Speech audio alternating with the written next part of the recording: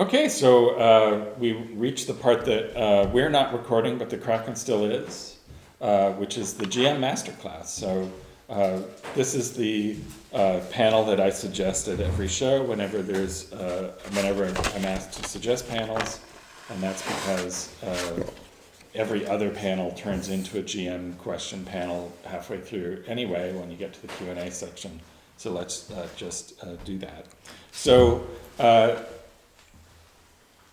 Since this is an advanced bunch, let us start with seeing if each of us can come up with a new insight or concern or thing that's happening in their own games, and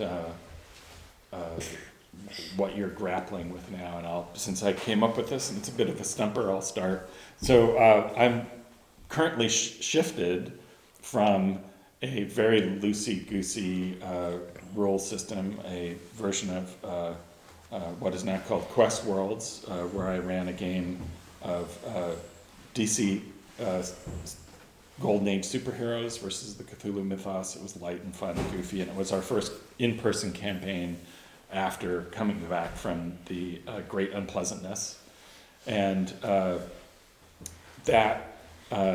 and so it's interesting to see the effects of that on the group and the different group preferences within my player group versus what I'm currently doing, which is play testing an unannounced project for a game that is a classic game that goes way back and has very, very complicated rules that tell you exactly what has happened in the fight with each blow of the fight. And so it's been a huge turn in the style of what the two games do with the same group, and to see how different members of the group are engaged by different things. And so there was one player who, at the end of the campaign, discussed his frustration with the way that Quest Worlds, especially the stripped down version that I was using, is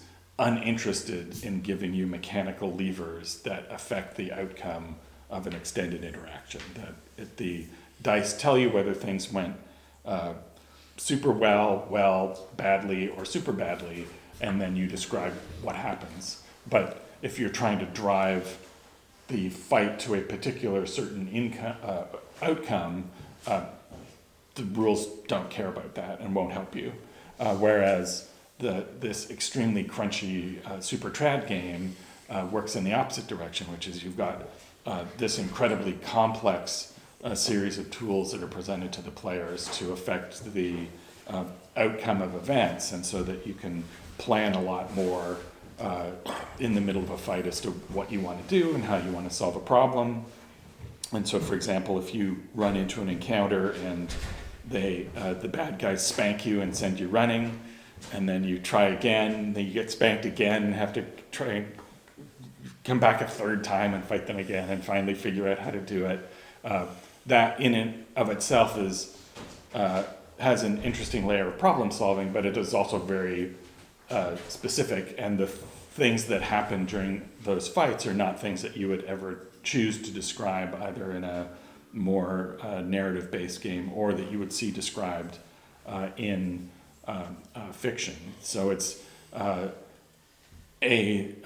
indication, I guess, that the argument that system doesn't matter is complete nonsense, because it's the same group having radically different experiences and being having quite different feelings within the group as to which of those they like. The more story-oriented thing where they're more in control of the narrative, or the more rules-oriented thing where the rules are in control of the narrative, but you have strategic power to affect those outcomes. And the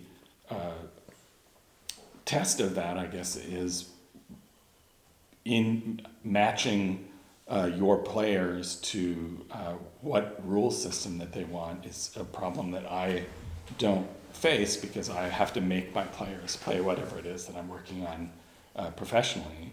But I think comes to a classic GMing problem of figuring out the preferences of your group, which may not be incredibly well articulated, and matching the rule system to them. So the solution from here on out will be, I'm only going to be playtest. After I've done this, I'll just be playtesting Pelgrane stuff. And Gumshoe sort of falls between those two stools, in that it is much more narratively based, but also you have a lot of power to change the outcomes of events, with particularly with general spends. So maybe we will reach a greater harmony in the group and their affinity for the rule systems and what rule systems do.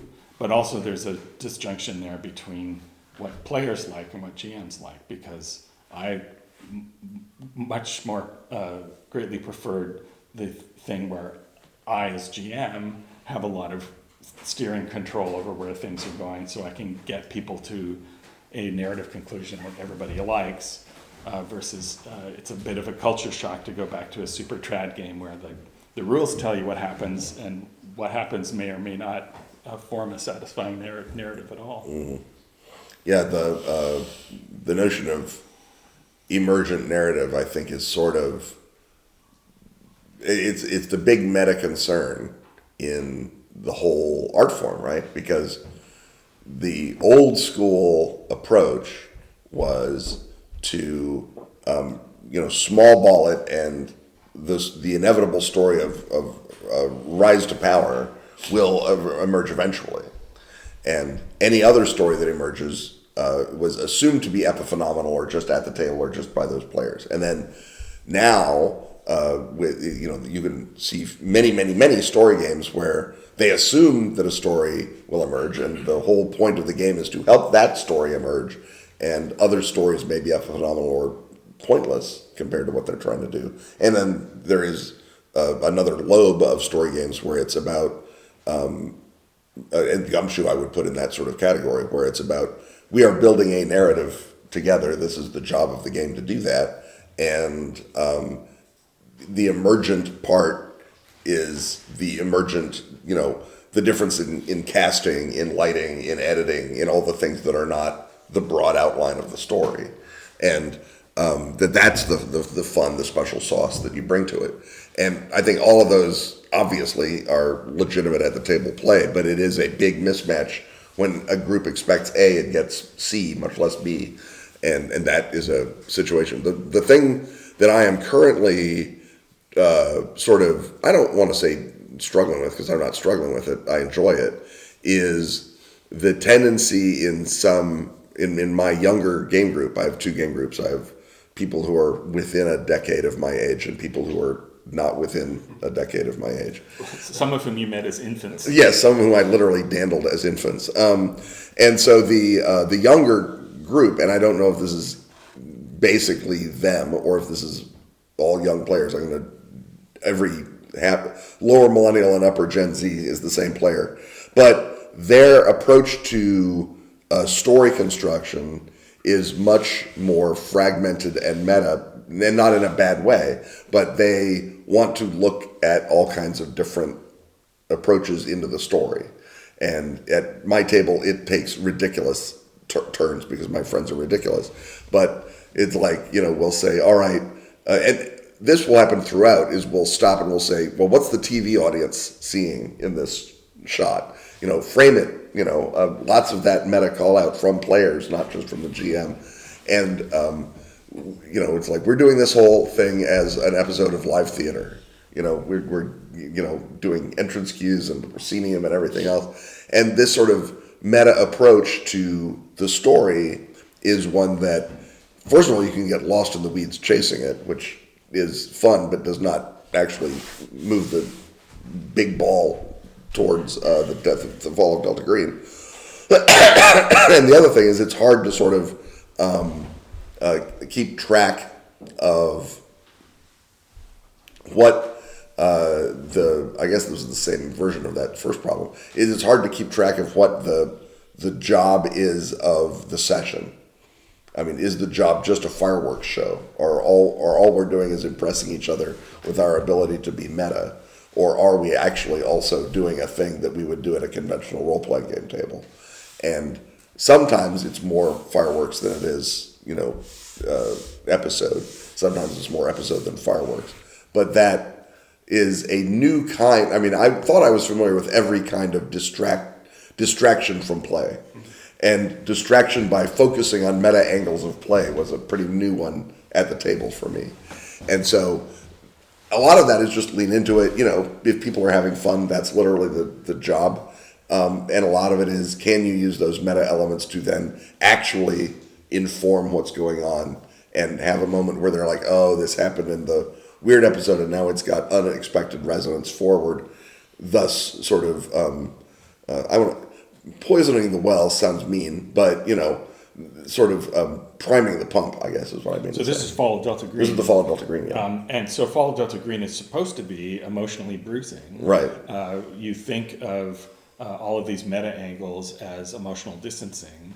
Is this, do they care deeply about the characters some of the time, and are they ironically commenting on the meta narrative other time, or are they using this to distance themselves from the horror of what a more standard Fall of Delta Green game would look like? Our best player at caring about characters has left us to go to grad school like a traitor. Left Chicago like a crazy traitor. So there is less caring about characters than there was when Hannah was in the group. But the players who were into caring about their characters at the beginning are still into caring about their characters. It's not acting as a distraction in the way that you're talking about, or an isolation or a distancing, except that ironic distancing from your own emotions seems to be a thing that people do now regardless. That your whole life is thought of as, what will my Facebook post about this look like, as much as it is about, am I enjoying this vacation? And so I think that the degree of engagement that these players have with their characters is still very genuine and very strong. But I don't think a lot of it is trying to insulate themselves from the emotional rigors of the game. They do lean in, they do play, they do the vignettes. They love the vignettes. They get a moment where, in Fall of Delta Green, there's a thing called vignettes that you do between missions to demonstrate that your home life is falling apart, basically. And there's a little bit of mechanical softening to that, but that's basically what it does. They are never happier than when they have rolled a 1 on that stability, and they're going to lose stability from encountering and weaken their bond. And we have, family arguments, and we have scenes of being rejected, and they eat that stuff up. So to some extent, it's just, as long as I'm on stage, I don't care if I'm, being stabbed or doing the stabbing. But a lot of it also is, I think, that they're emotionally involved and emotionally connected to the character. So what we oldsters think of as emotionally distancing is, in fact, a means of emotional exploration. Exactly. Refracting through. I think that's basically the truth, yeah. I mean, obviously, there's ironic distancing. That's why our generation invented irony, Robin. Yes. Yeah. So with that preamble out of the way, undoubtedly you've had opportunities to think of your jamming questions or areas of exploration. This time we'll allow, a statement, like, talk about this, please. But no manifestos. Manifestos will result in speedy ejection. So who has a question or area you would like us to explore? I have two, maybe. First of all, I'm running a campaign in Swords of the Serpentine, all based on the characters, on their backstory, designed a lot of stuff based on that. I want to kind of finish it. I have a really hard time to take all the threads and tie them together in a nice knot. What would be your suggestions for that? How to finish a campaign in a good way that ties all the knots together? So what I would do if I had that problem was make a list of each character and look at their character arc separately. What is it that player thinks of as the main thing that they're trying to resolve by having created that character, having it brought along, and just make a list of, if this was a solo adventure just featuring them, what would the ending be? And then you, once you've done that exercise for each of the characters, the challenging thing is how to link all of those things up. In the typical group, there will be people who already sort of cross over, right? That there are two people who are really invested in this game master character, and maybe they both want the same thing for that character. Maybe one of them wants to redeem that character and the other wants to kill that character. Well, whatever that relationship is, you know that this character story is very important to a wrap-up of both of those characters. And then just keep going down the list and see what big finish could possibly bring all of these things into effect. Because even if you have a game where you cut in between people, even a prestige cable show that moves between a bunch of different storylines for different characters, the final bit has to all kind of relate in some way, and it's probably unsatisfying to have a bunch of different parallel endings. And so, and then once you have your list of, what would resolve that person's story, how could they all take place in the same area at the same time and all relate to each other? Yeah, another sort of thing might be the sort of epic ending where all the characters have got their stories going forward, and one or more of them may be also tied to the backstory of your world. And they're engaged in activities that are, one assumes, increasingly dangerous, and they're making ever bigger enemies, which is how players work. So what I might do is say, let's put the player characters, let's not think about them for 2 seconds, let's think about the world logic. Let's say, what is the most apocalyptic thing that is likely to happen in the near future in this game? Have they been screwing around with a lot of demons? Maybe the Prince of Demons is going to emerge. Have they made an enemy of the Doge? Are they going to be, proscribed by the Senate and, sentenced to trial and execution? Some big ending thing that will mark an ending in their minds. And then from that, do sort of the inverse of what Robin suggested and say, can we end a character arc in that apocalypse? Will that apocalypse also provide them with a satisfactory ending? If it will not, will having that ending denied also provide them with an emotional catharsis?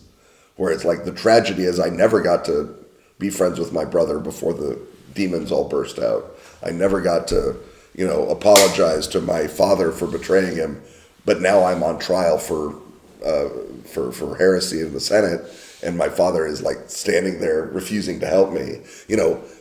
Does an unsatisfactory ending also provide a satisfactory ending, if you follow me? So I would say the other way, and not that Robbins is wrong, heaven forfend, I suggest that, but you say, what's a natural apocalypse for the world? Ideally something the players have got started with all their prodding and poking and knocking around, and then let that happen and say, how many satisfactory endings can I get out of this apocalypse? Sort of the Marvel Universe way of doing a satisfactory ending, where Thanos shows up and now everyone has to come to an emotional conclusion about it one way or the other. And that works when it works, and it doesn't work when it doesn't work, as I indicated by the example I gave. But I feel like it also honors the world and their effect on the world in a way that just, I finally got to reconcile with my brother, doesn't necessarily, because you could have done that in any world. Whereas in this world, you can only be put on trial by the Doge of Eversync in your campaign world. So, and part of that is just saying, well, it's also the job of the players to, if they want a satisfying ending for their character, to give you the to get satisfying. but also to give you the material to work with, right? And so it's especially if you've crafted it around a particular narrative, it's their job to be as engaged or not with that as they want to be. And some people will want a personal storyline, and some people will just want the big problem-solving thing. To go back to the point I was making earlier, the time to do that is not like 2 sessions before you end, but decide, this is my act break between my second and my third acts of my campaign, and there's going to be, another 4 or 5 sessions after that, and so start to look for ways to introduce elements that will begin to tie all of everybody's individual stories together. That sound is all of my fellow Delta Green players bursting out in laughter at the notion that there are 4 or 5 episodes after the end of the first act. Well, not the first act, the end of the second act. Well, no, one of the running gags in the Fall of Delta Green group is this is the Christmas episode, which it turns out we finally began playing in January and finished in March. Well, so in your thing, we multiply the math by 6. Right, yeah. But whatever the number of sessions is, whatever seems... And again, this is going to depend on your group and your pacing in an individual campaign. But Robin is correct that the time to figure out your ending is not right before the last scenario. It's at the latest during the turn from the mid game to the end game. Well, yeah. I mean, I have the broad scope. I know what I want to do. The question is how to make it fun for the players and how to make it so that actually it finishes all the stories, as you say, of each individual player. And the question of making that fun as opposed to making it satisfying introduces the question of what is the thing that is the archetypal action that each player imagines themselves taking, right? So that if you've got someone who, because often when players say, oh, this scenario seemed kind of railroady, and you're taken aback because you didn't have a scenario and you were just improvising as best you could, or it's a published scenario where there's tons of different choice points. What they mean by it's railroady is I have a thing I like to do, and this scenario didn't give me the chance to do that thing. So if there's someone who always wants to be the ninja who sneaks in and remains distant from the action and influences it from afar, you don't want to say, well, this time everybody's in the action, because that's going to feel unsatisfactory to that thing. So you can also go through a list of what are the defining moments that this person is chasing by creating this character, and how can I build a potential ending, because of course they're going to change the ending with their decisions, that allows them a big negotiation for the negotiator, a big sneak event for the ninja, a ability to use your flying ability for the person who always plays a winged monkey. And if you've got, as Robin says, 5 or 6 scenarios before the end, you could each scenario could be designed to center one player's expertise or one player character's expertise, and you're ending it serially with each of them having had a great moment, and then at the end, ideally, they all have a great moment in the big climax. Again, not to keep making this about my Fall of Delta Green group, but apparently I've got issues to work through. I had one of my players was playing a East German defector who was a safecracker, and that was his sort of story. And I think we'd done a little burglary early on, but then we got so into him being an East German defector and all the fun, and it turned out he was a Maigu contactee and lots of great stuff, and he is a inveterate ham, so he always loves to play into stuff anyway. But I realized it has been forever since we've safe-cracked in this game. And so I came up with an entire scenario based around a giant Nazi safe that had been hidden in Spitsbergen during the war. And the player had to cancel at the last minute. No, he did not. Because I didn't start the scenario until he was at the frickin' table.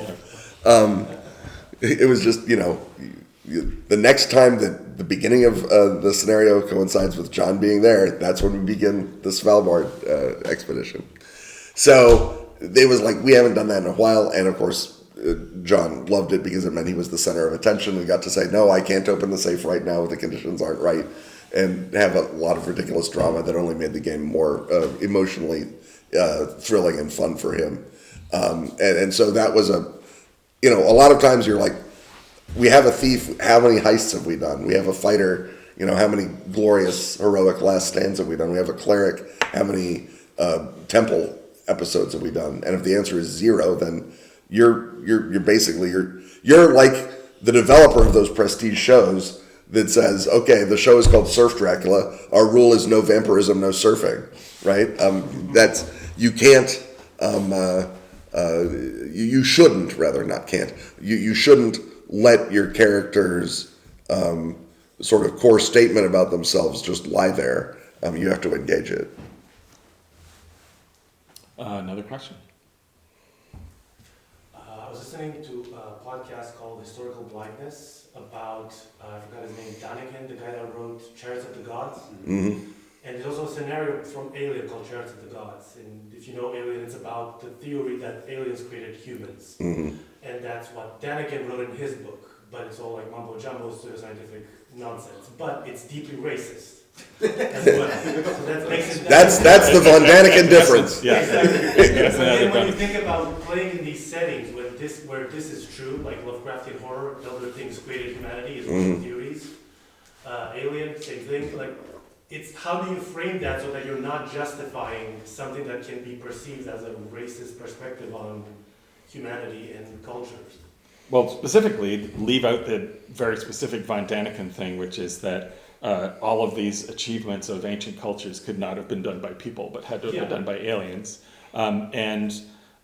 The broader thing, I think, is to make sure that if it's a Lovecraftian universe, that of course that the cosmic entities are equally indifferent to all people.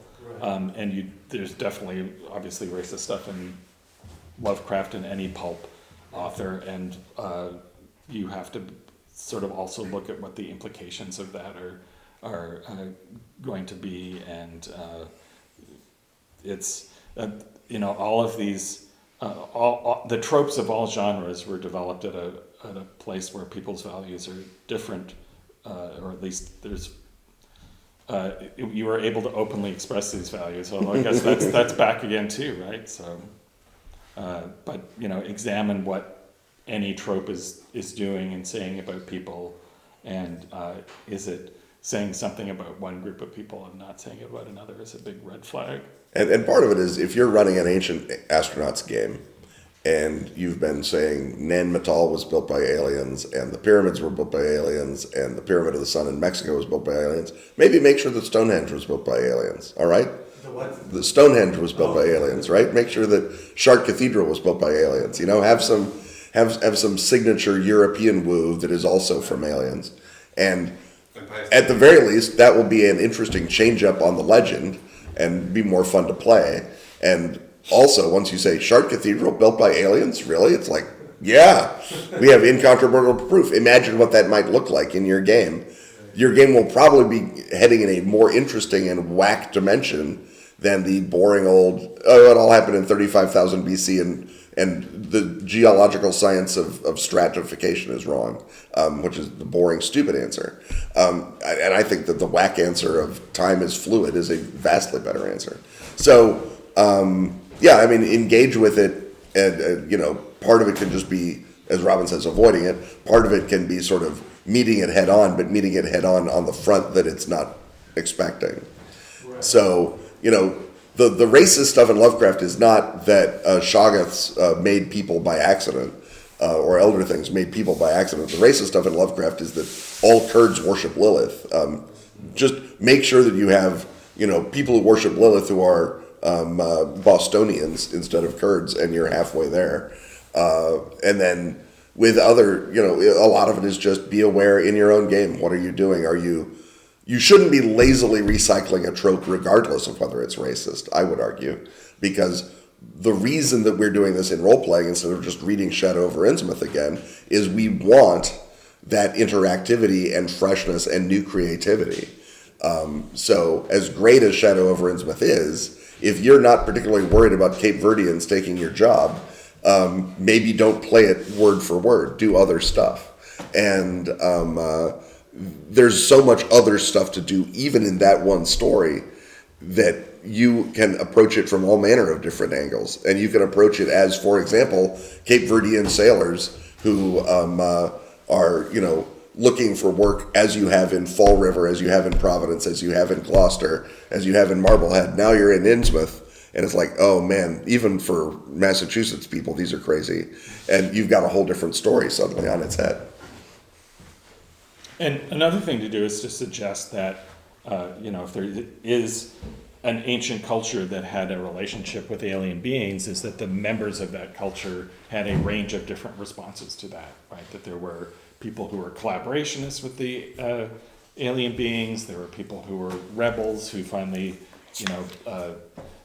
the reason that Atlantis sunk is that the anti-alien resistance blew up the pilings, and then they destroyed the aliens, and indicate that there was both collaboration and resistance within cultures and different responses to it. And because I think often in that's the laziest thing in a depiction of either a real culture or an imaginary culture, is just that they had a single way of doing things, right? It's like the Afghans all worship Lilith is one thing, and some of the Afghans rose up against the Lilith cult, and to suggest, even though those characters are not necessarily on stage, that they were equivalents of the heroic investigator characters who existed in that time. And then when you have a time, then they all take ayahuasca and flash back in time. They have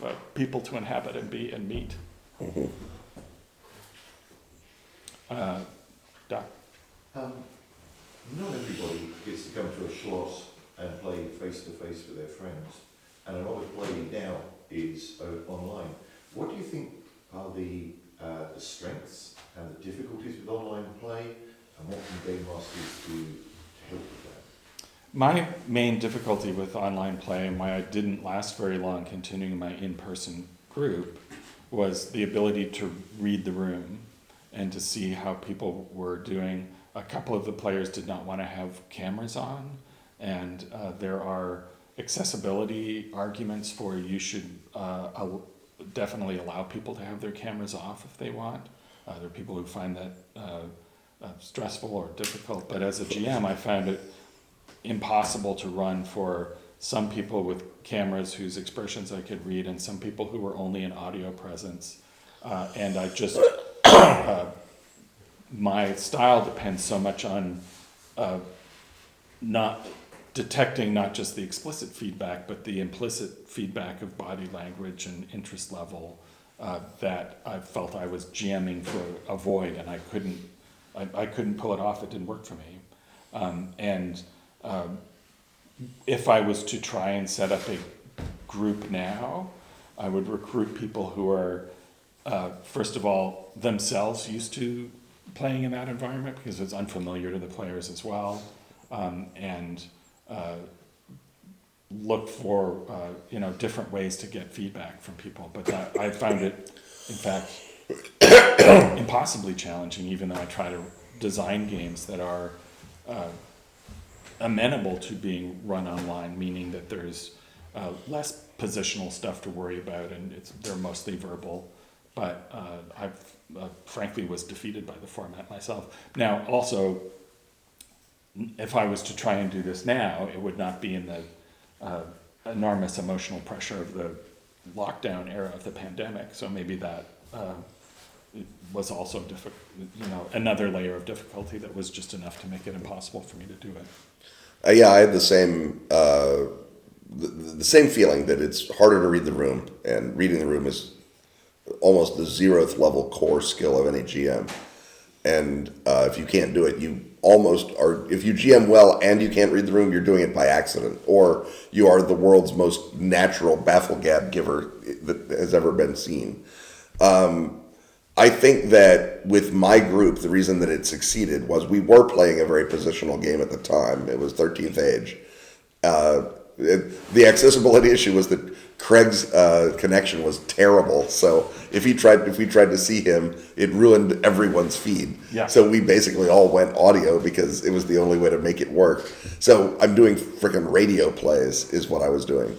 The advantage, I will say, to running online, and I also ran Fall of Delta Green, which is Theater of the Mind, gumshoe perfect, as Robin says, very low bandwidth. I ran that online on Slack. But the advantage of doing either one of those online is that you can throw up huge amounts of material for visual inspiration, for, read this handout, for here's what the bad guy looks like, whatever it is, instantly. And the unveiling of a cool graphic is itself cool.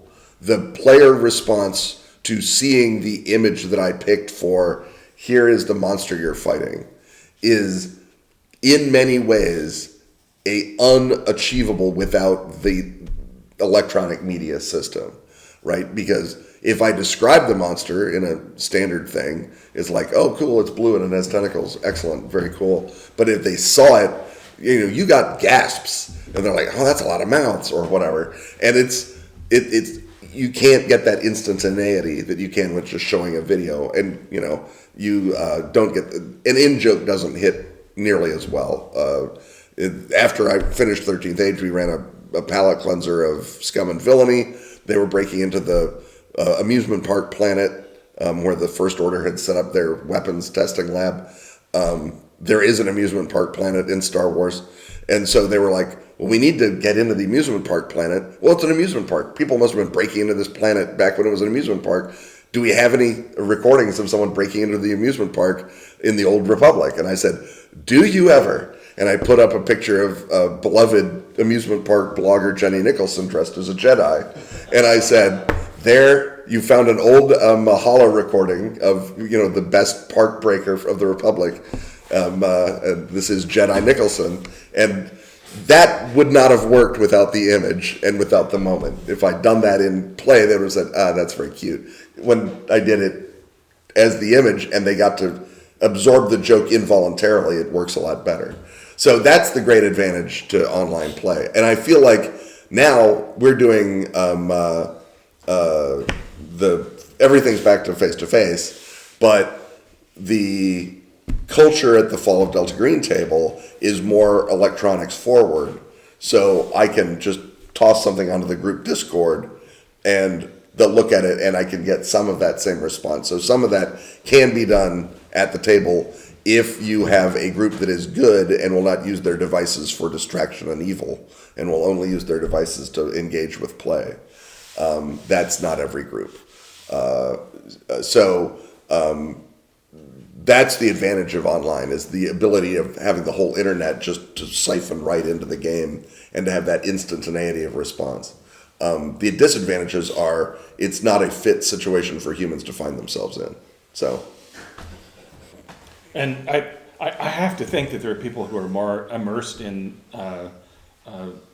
teleconferencing culture who don't have jobs that are full of Zoom meetings and are they've all coalesced as an online group together rather than having to shift a face-to-face group online who are better at it and know how to do it and would have much better advice than I can provide. A couple of old tabletop grognards. I wanted to add one thing to this, because I still play with my old UK gaming group online as well, and one of the things that was initially a big part of the friction was we tried to use modern tools like virtual tabletops and whatnot, and we ended up kind of spending a lot of time with the technological things and the limitations and all of that, and eventually got rid of all of that and switched to like a simple online whiteboard thing like Miro, where we can just throw up images, write and scribble, and that made our life much easier because we were back in the role-playing things, doing everything analog in every way that we would do it previously, and we just have kind of like an actual virtual table where we just throw things around. So that removed that level of friction, and that made that much more better. Yeah, the learning curve for a VTT is, when you're adding that to the learning curve, not just of a new game system maybe, but also of a new game world and a new campaign, that's a lot of learning curves to add on, and it is a challenge, and it's, again, it's part of the reason that we're back at the table, and we like it. Yeah. I think it might be a rookie question. It's about slow burn, immersive games, detective horror games like Delta Green and Cthulhu. How to not slow burn them? Because, for example, my last game was Lasting Glance, which has like 3 scenes in it, and one is a briefing, and we played it for 4 hours. Well, everybody kind of enjoyed that. There were lots of details, role playing, but well, it's like action-wise, I think it's like 3 to 4 things players can actually do meaningfully, but it tends to last long for me. I think the first thing is that, and again, this is not, every show on Netflix has confused slow burn with the character doesn't do anything. Even in a briefing scene, the characters should be encouraged, welcomed. The GM should be tagging them in to add something. Are you going to sit here and let this snot-nosed Remph tell you how to do things in the nom? That kind of thing. You should be encouraging it, at the very least, an emotional response. Because, yes, listening to a briefing for a third of the scenario is a great way to put the slow burn out. You're not wrong. I feel like, and again, this is perhaps an overreaction to the post-golden age of television, but the existence of a slow burn does not mean you don't want to actually have events. So you should think on the individual session level, not even the individual scenario level. Will this session contain enough horror, enough dread, enough creepery to keep my players engaged, but also to remind everyone, oh, this is a horror game. This is not just a game where we all learn a great deal about 1934 or whatever. And so I would say in this session, has there been something creepy? Has there been, not even a fight necessarily, but a fight is always good. Has there been something for the players to engage with the uncanny? And if they have, mission accomplished. And then next session, maybe they engage twice. And then in the actual climactic third session, we have the big fight or time slip or whatever the thing is that's going on. But you need to measure your gameplay in how much reward am I providing for people who came out on a day that they could have stayed home and not done this. And you have to provide the juice, more juice than just, oh, I'm seeing my friends. That's great in and of itself. But they need to have something that they can take away to gnaw on about the setting, about the story, about their own character. And you need to provide that every session. And that's, and it doesn't have to be every session is shooting deep ones. Every session, my Fall of Delta Green is slow burn to the nines, but again, every session I try to make sure that something has happened to make them go, oh, I don't like this. This is not good. Why am I in this program? This is terrible. And I can do that because A, it's Delta Green, and B, it's Vietnam. So there's any number of awful things that can happen.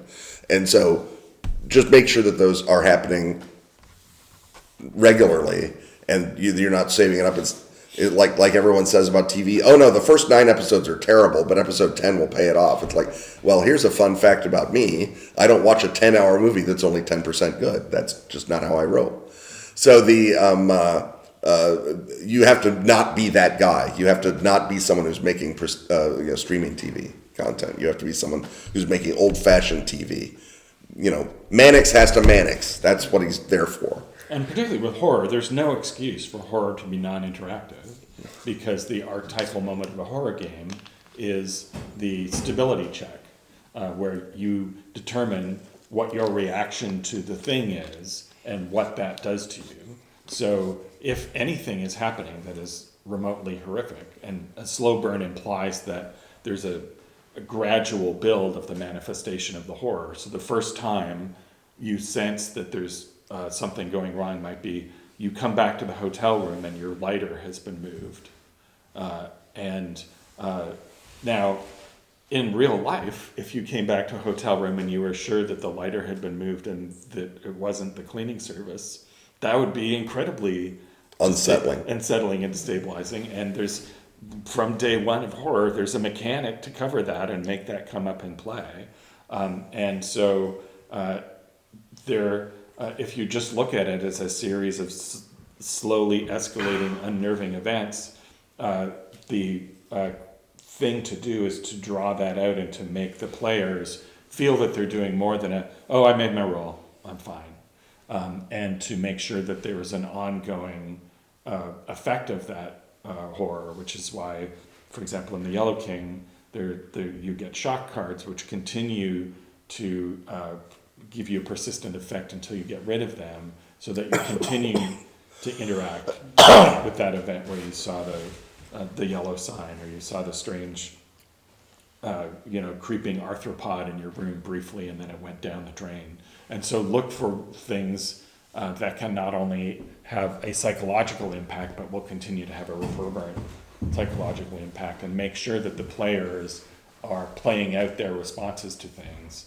And if they seem unfazed by the moved lighter, then, crank it up a little bit. Is that, in the middle of the night, your lighter starts ticking and starts vibrating on the table as if it's a cell phone. And then you get up and it seems normal, but it's a little hot to the touch, and just keep, because the slow burn means you're literally raising the temperature.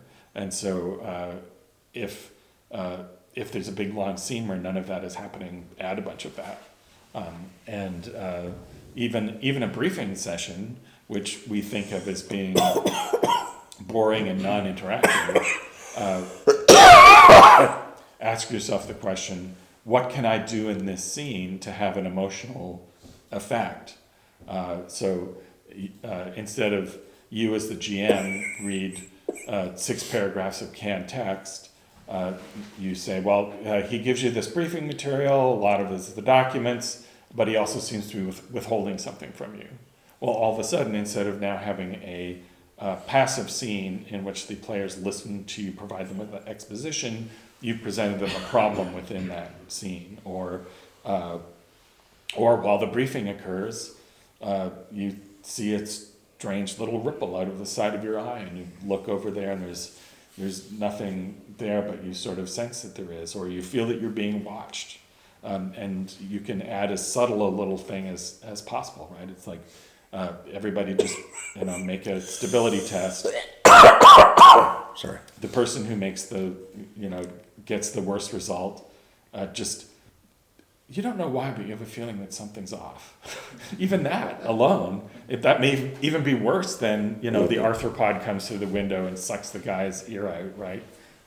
And so look, and if it's a published scenario that assumes that your players are a passive audience for a long stretch, look for some possible way to make it interactive, and that can be, for example, during the briefing, the guy mentions, that this document was originally uncovered in Algeria, and it's like, Pete, you have a flashback to Algeria, right? And then bring that in, right?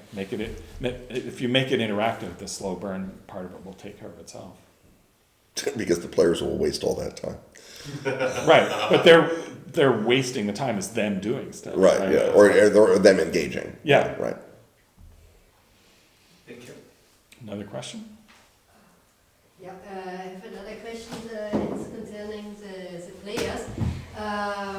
Handling of players, if you have dominant or calm players, and when the group is splitting up, and you just have to take care about this one guy or this girl, of course you can say, please let the others also play a little bit, but it would be more nice to show that in the game. So are there any method to bring the group together, or speed one person a little bit down, or encourage somebody? So the question is how to balance Yes, exactly. a group and get everybody spotlight time, and some people are more aggressive in taking spotlight and other people need to be sort of helped along. And the first thing is if someone is consistently not interested in pushing themselves to the forefront of the story and it may be that they're actually happy to be more relaxed in the group and aren't going home thinking, I didn't get to do anything this week because Jake was yapping the whole time, but rather, I had a nice relaxing time and I hung out with my friends and I got to roll to hit the bugbear when it came through the door, and that was great. So casual players may want a lower level of engagement, and you're actually satisfying them by not putting them on the spotlight. So that's one issue that people sort of push people past their comfort zones thinking that they want to interact a lot when they want to interact a little. The other one, of course, is the problem with Jake, who's the spotlight hog. And you kind of have to, assuming, Jake is mostly a fun player but gets out of hand sometimes, you have to be more conscious of just clock control. And when Jake is in the spotlight, he gets to have fun and do all of his stuff. But when he's, not in the scene and he's jumping in to provide suggestions, which spotlight hog players often do, you just say, no, you're not. Remember, you're not there. Let, Josie do her thing. It is a difficult thing in any situation that some people will dominate a social situation and others won't. And it's one of the less fun parts of GMing, is to sort of police a social dynamic, which is not usually something that we do. But the fact that you're trying to create a story that everybody is enjoying, you have some level of permission to do that, and sometimes you have to sort of step forward and just be a little conscious. In the most extreme form, if there's somebody who wants to do stuff but needs more permission from you to step forward, or more you blocking Jake so that they can step forward, just take a little note of how many, ticks of spotlight time that person has gotten, and look at it, and halfway through the session, you'll just go, oh, Josie hasn't gotten to do anything. She will seize the spotlight if you actively give it to her, but she won't take it away from Jake. So you have to be the one who takes it away from Jake. And ways to do that include looking at Josie's character and saying, what is Josie's character actually, good at? When Josie made up the character, did she have a vision for her character doing a cool thing, like we discussed with the ninja and the safecracker? And can I do a scenario that just, naturally moves Josie to the forefront? And Jake can help. Jake can be like, yeah, Josie, this is your time to shine. Let's go. And still be annoyingly friendly and helpful. But it is structurally about Josie and the decisions she makes in the game. And again, all of this, as you say, is presuming that Jake is actually a decent human being. Maybe you go to Jake and you say, Jake, you're sort of, Bigfooting the game a little bit. Can you dial it back like 2%? And then Jake will be like, oh man, I'm sorry. I'm just am so into the game and enjoying it. And, a lot of it is just, as Robin says, some of it is social police, but more ideally, it is adjusting the mix so that everyone feels like, you're programming the radio for them. And that's not super hard in a group of 5 well-meaning, intelligent friends. It's easier than getting them to agree on the pizza. So I feel like with a player that wants more spotlight and isn't getting it, that all of that time is just the GM saying, oh, it just turns out to be really easy to write adventures for Jake because he'll take the reins and go nuts, and then I don't have to do anything.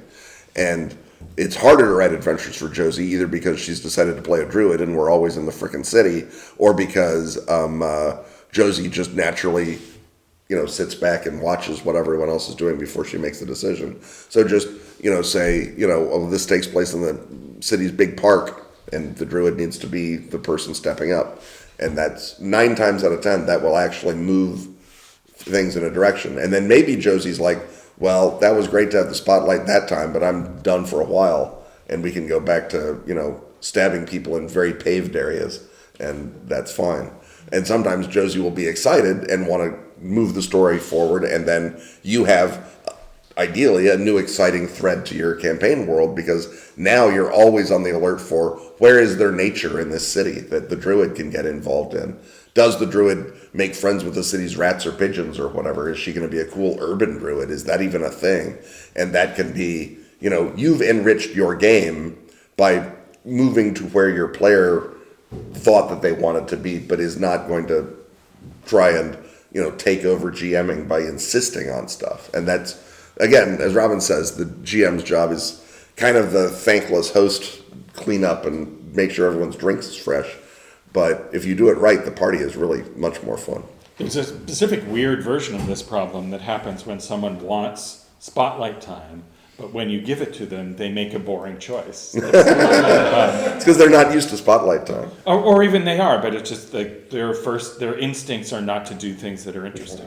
Right, or just turtle up and defend. Right. So the classic one is you're playing a wizard. What do? Well, I go to the library to do research.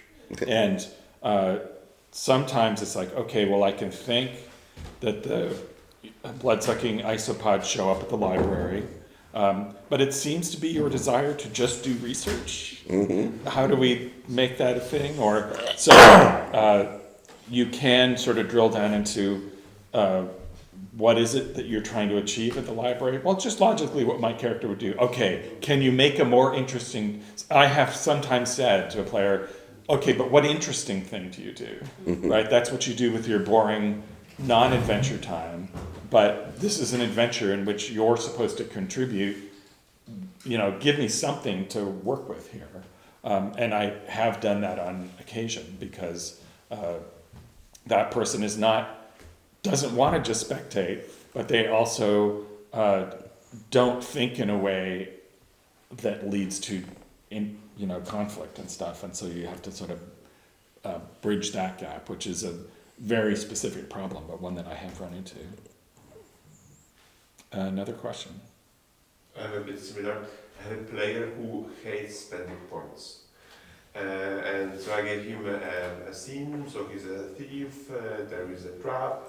He refused to spend thievery points to solve the trap. Finally, somebody got annoyed and the warrior just went to the trap. So, it was fine, but what to do with players like that who really don't want to lose anything and don't want to have fun or... This person has a psych profile that defeats my game design, because the whole point of point spending in Gumshoe and other games where you choose to spend a resource is that you want to sometimes do it and sometimes not. And we have a little portion of our brain called the insula, which determines the extent to which we hoard resources, and some people are resource hoarders. And so that is such an extreme case that I think you want to break it down in ways. And so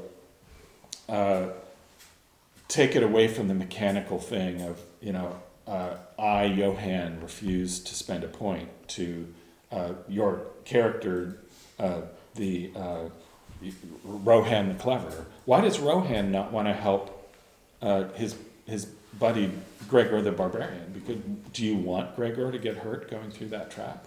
Why are you not even going to try? And so put it on the character level, and it's like, oh, this represents something in the world. It's not just the thing on my character sheet. Or also, the other intervention is on the authorial level, which is this is a game in which you have to spend the points eventually. You get no reward for having all of your points at the end of the scenario. The reward is spending all of your points on the right thing in the scenario. But that is a psychological block that some people have, and that game won't work if you literally never spend a point.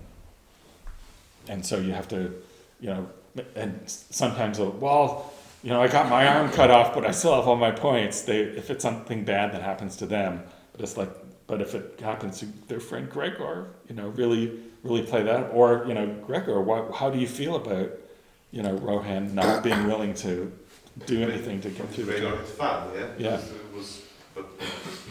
But Gregor would have just as much fun hitting Rohan. Yeah. And next question.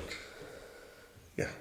I recently, last year, played Public Access, which is RPG based on the Brindlewood system and the Between, which is kind of a mystery framework where you collect clues and then you make a roll at the end of the adventure to determine if you are right with your theory about what's really going on. And that roll determines if you are correct, partially correct, and so on. And then you face the thing, the monster, the bad guy. So it's kind of a mystery engine where there's no predefined answer. The players make it up. And I found that super fascinating and fun. And the group was a great match for that. And And I was thinking, how could I take an existing Call of Cthulhu module or Trail of Cthulhu or Delta Green module and instead of having a predefined answer, like take the clues, the bits of it, kind of like deconstruct it and see what the player would theorize and use that approach, if that makes sense, or is that completely incompatible? I mean, the question is, how much do you want to mechanize that process? Because everyone who has ever run any mystery game has done that game. Yeah. Where you think that it is very obvious that this is the ghost of Lord Corning and that he is using the magic knife to kill everyone that ever offended him. And the players are baffled. They have no notion. The stabbing in the eye of Lady Corning with the magic knife moves nothing. The words, I am Lord Corning and I am here to kill you. They're like, that's obviously a distraction. And they've got their own wonderful plan. And in a non-trivial number of cases, the player's solution is better than the one in the scenario. And I often will say that's because the scenario writer was not good at their job and my players are brilliant, beautiful geniuses. This is less convincing when I made up the scenario. But sometimes it's like, no, it would be more narratively cool for that to be the answer. And in that case, make it the answer. No one else knows. You're not being judged. Agatha Christie's estate is not going to sue you because you said, Roger Ackroyd didn't kill himself. That's a dumb ending. You can do whatever you want. And so if you're not trying to mechanize it the way that Brindlewood Bay does, you're already doing it.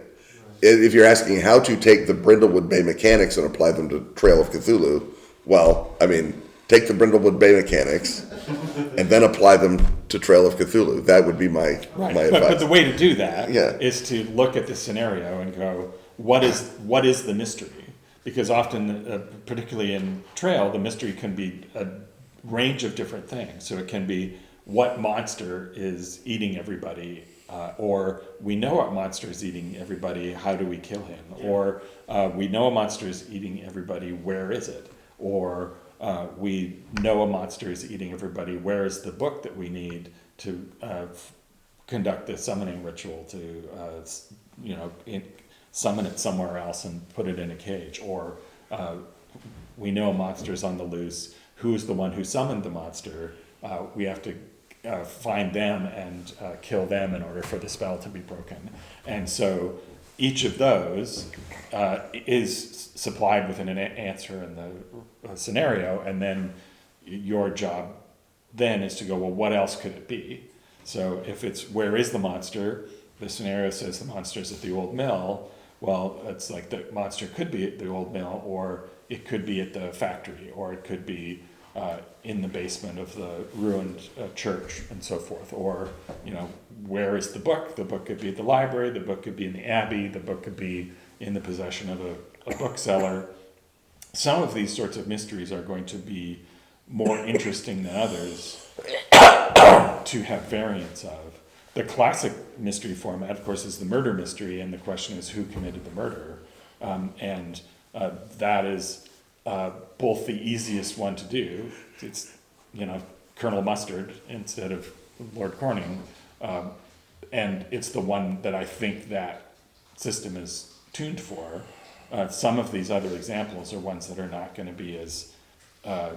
because the question is, for the players, how exciting is it for them to go to the old mill instead of to the library? Or how exciting is it for them to find out that it's a Bayaki killing everybody and not a Shoggoth? Because a lot of the time, the solution to the mystery is not actually the point of a mystery.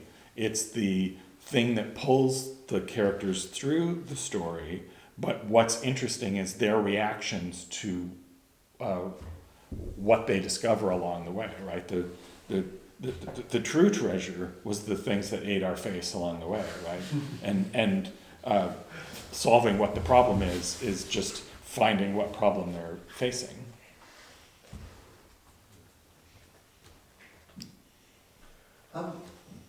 It seems a stupid question in a room full of enthusiastic dungeon masters trying to make themselves better.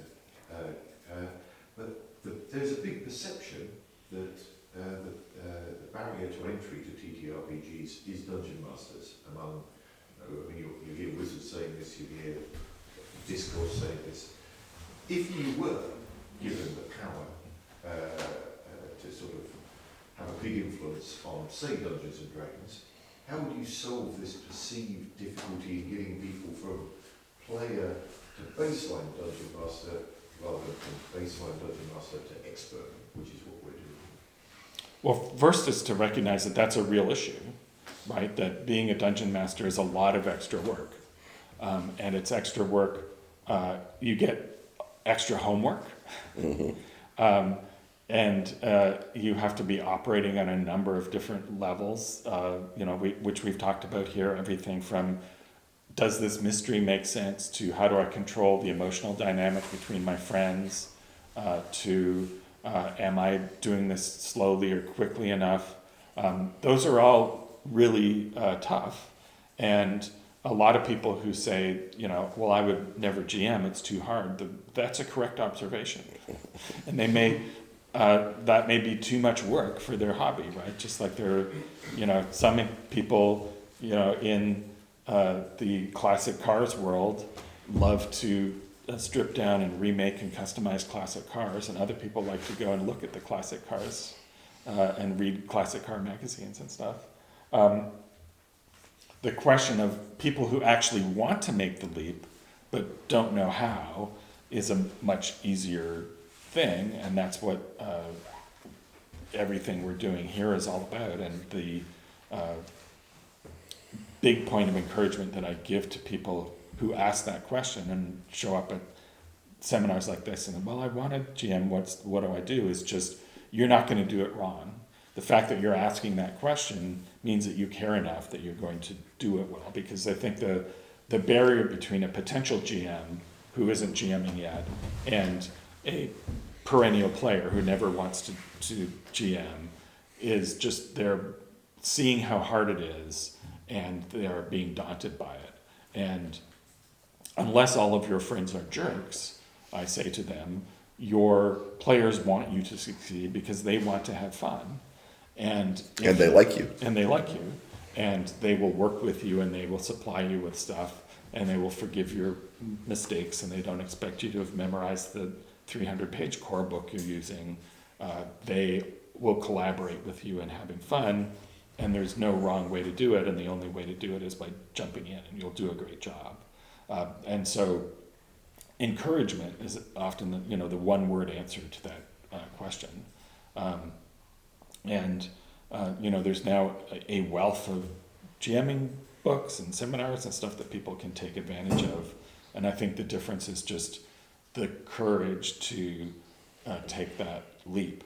I will observe that over the years, the people who have asked me that question are almost always women.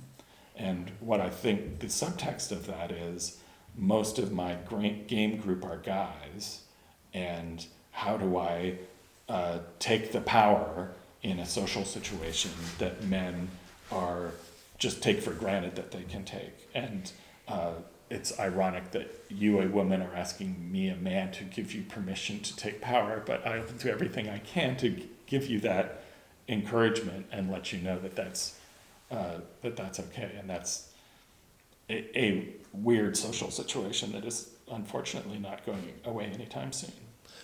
I would, Robin's entirely correct answer, I would sort of add a couple of things. One, in the sort of permission structure universe is the thing that I often say, I almost always say, is that a cliche is a cliche from the outside. From the inside, it's nostalgia, it's comfort food, right?